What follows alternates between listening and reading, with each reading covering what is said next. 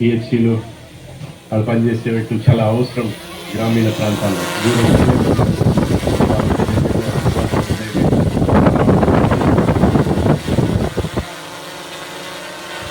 మీరు కూడా కొంతమంది క్రికెట్తో సంబంధము ఆర్డీటీ చిన్నప్పుడు క్రికెట్ ఆడించడం లేదా ఇక్కడ చదువుకోని మిగతా రకరకాల ఆర్డీటీకి తలుపుల మండలంకి చాలా సంబంధం ఉంది, చాలా ఏళ్ళ సంబంధం. అది ఒక్కొక్కరికి ఒక్కొక్క రకంగా ఉంటుంది. నాకు ఇక్కడ బాగా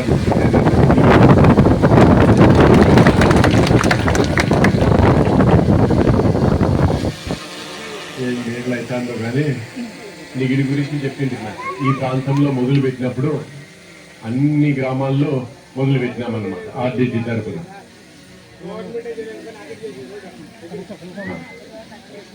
అప్పుడు ఒక మీటింగ్ లో కూర్చున్నప్పుడు అన్ని చూసేటప్పుడు తలుపుల మండలంలో అన్ని గ్రామాల్లో మొదలు పెట్టినాము, ఒక్కటి మాత్రం మొదలు పెట్టలేదండి. అదే ఊరు అంటే నిగిరి అని. వాళ్ళు ఎందుకు మొదలు పెట్టలేదండి? వాళ్ళు అసలు హోటల్ లేదు సార్, అది పోయేకే చాలా కష్టము, ఎట్లా చేయాలో తెలియదు, అందుకే అట్లే పెట్టినాము. మళ్ళీ అట్లయితే పోదాం బా చూద్దాము అని.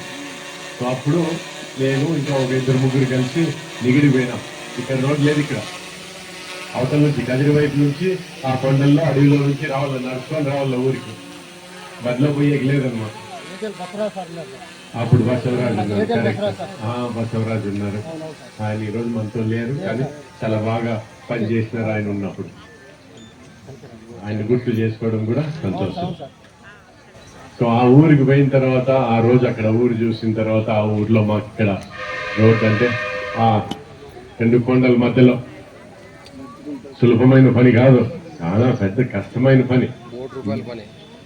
ఆ కాలంలోనే ఎన్ని సుమారుగా ఒక 60-70 లక్షలు అయింది అనుకుంటా అది చేయడానికి. అప్పుడు 80 లక్షలు సార్, 80 లక్షలు.